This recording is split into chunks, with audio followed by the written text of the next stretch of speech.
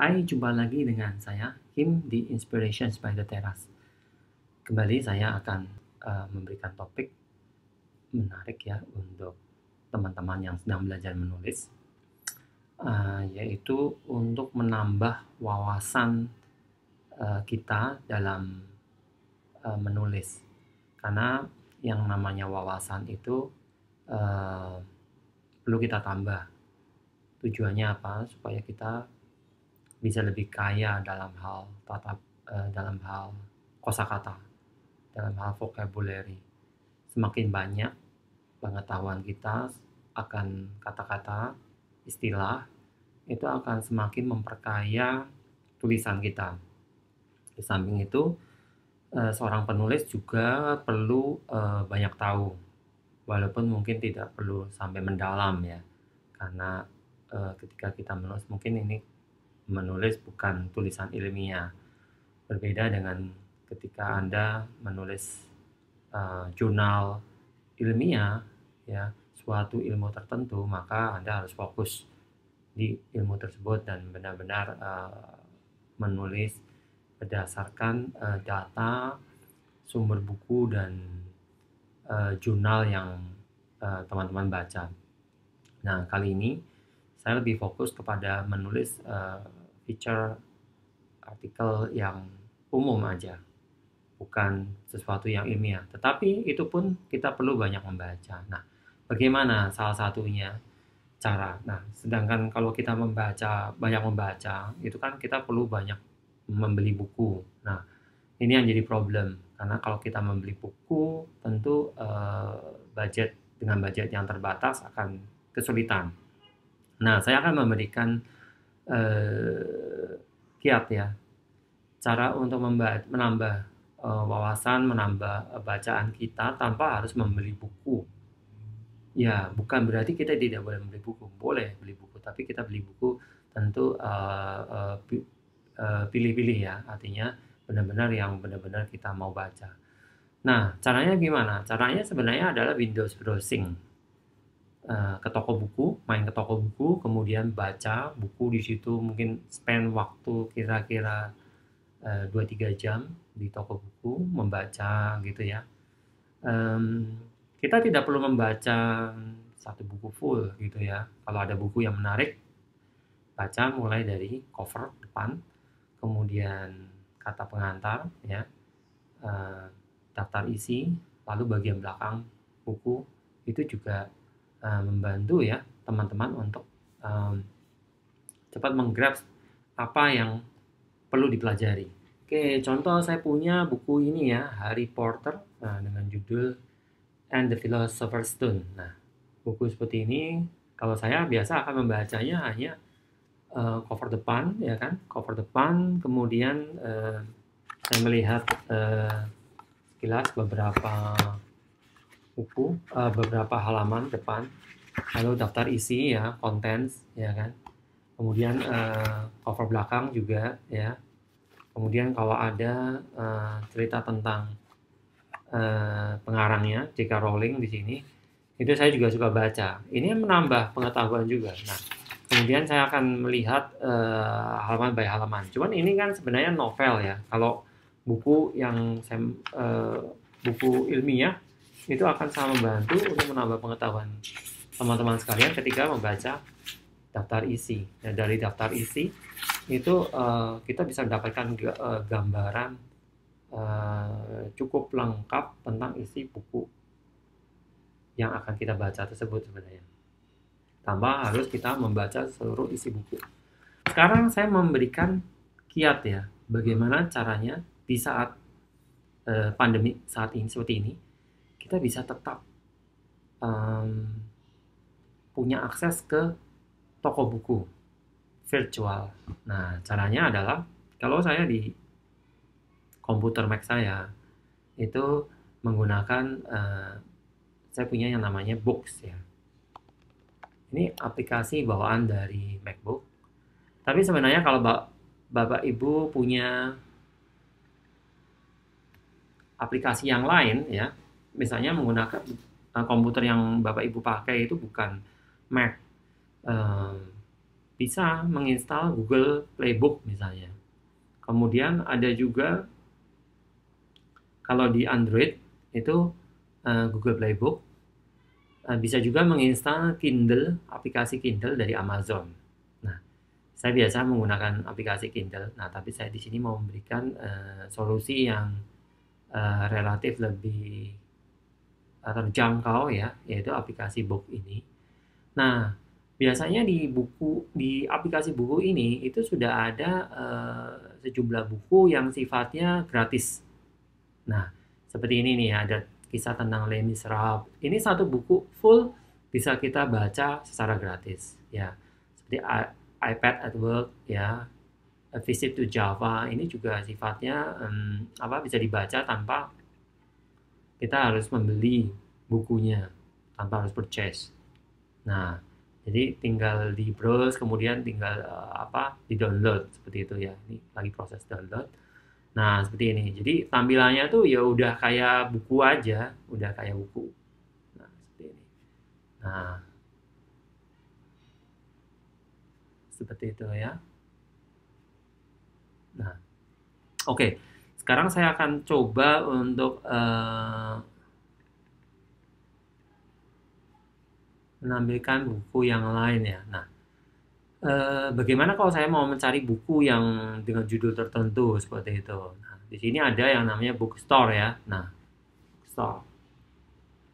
Nah, di sini ada, bisa dilihat ada banyak sekali buku. Wow, menarik sekali. Di sini ada Oliver Twist ya kan. Banyak. Bahkan kalau kita mau sesuatu yang nggak ada di sini, bisa kita searching, misalnya apa ya, buku apa ya, saya nggak tahu apakah tentang politik Amerika misalnya, yang lagi rame sekarang, American USA election. Nah, seperti ini misalnya, apakah ada? Wah, nggak ada ya ternyata di sini. Oke, saya coba carikan yang lain ya.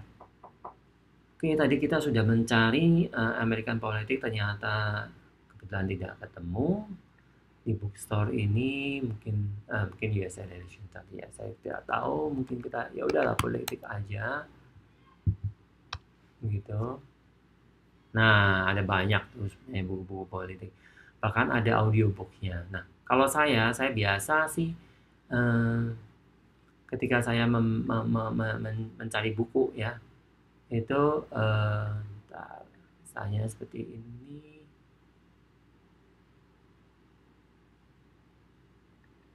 Misalnya apa?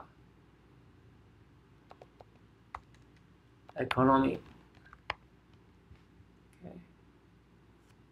Nah, buku-buku ekonomi di sini ada pilihan bahasanya juga ya. Oke. Coba saya mau lihat ada apa aja yang bisa dibaca di sini. Sayang ya, ini covernya kok warnanya cuma begini doang ya, jadi nggak terlalu menarik. Sebenarnya kadang-kadang kalau seperti ini ada fiction nih, story United States. Nah, di sini ada beberapa volume business and personal finance. Coba oke, saya hilangkan filternya.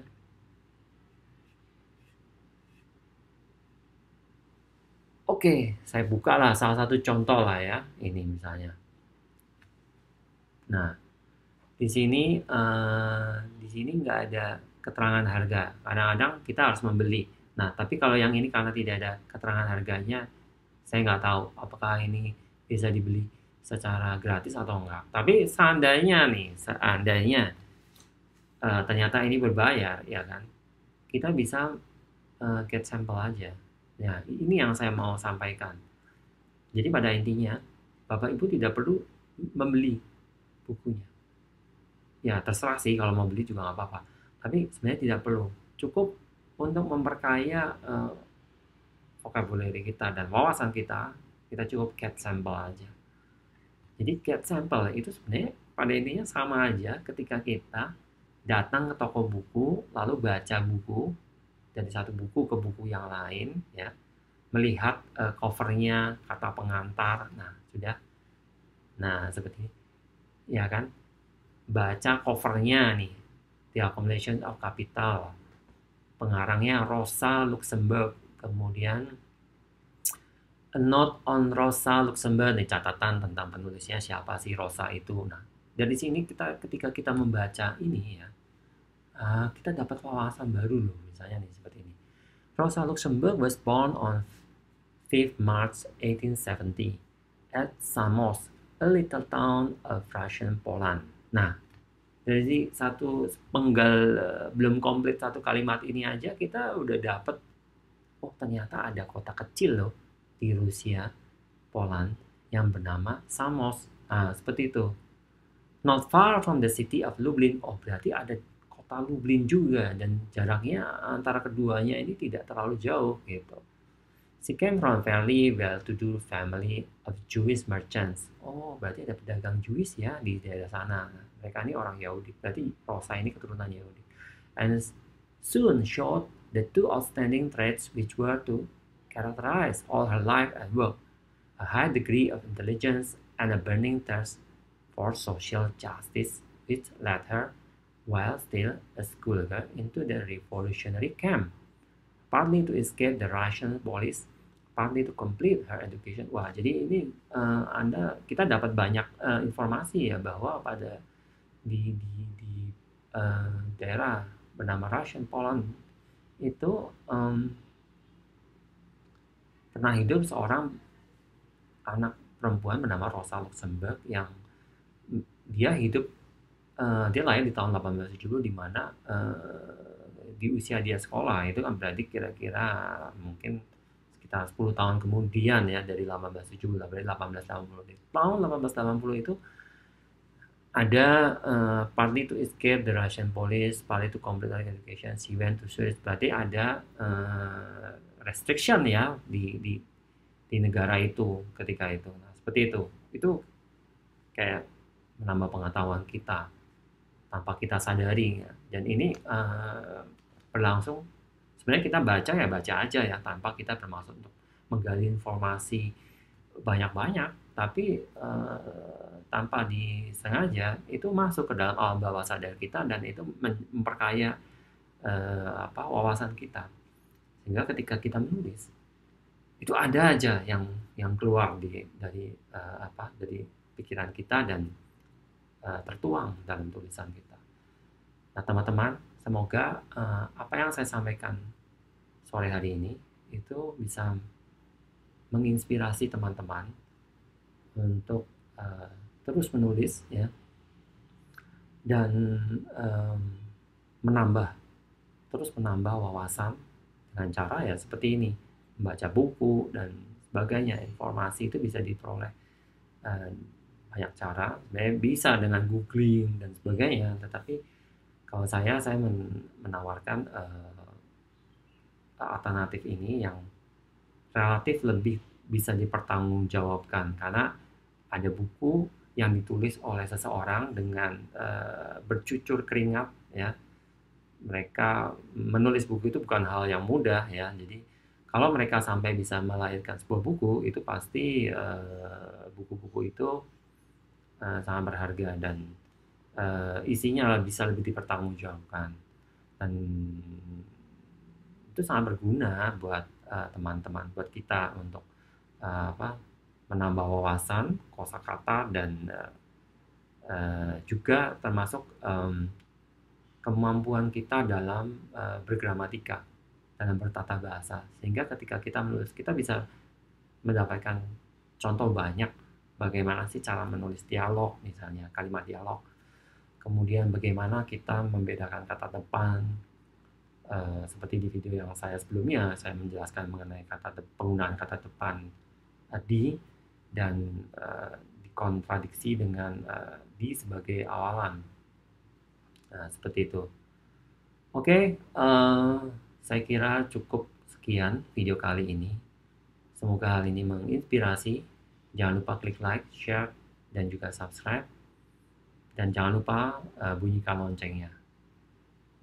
Sampai ketemu lagi di video saya selanjutnya. Bye-bye.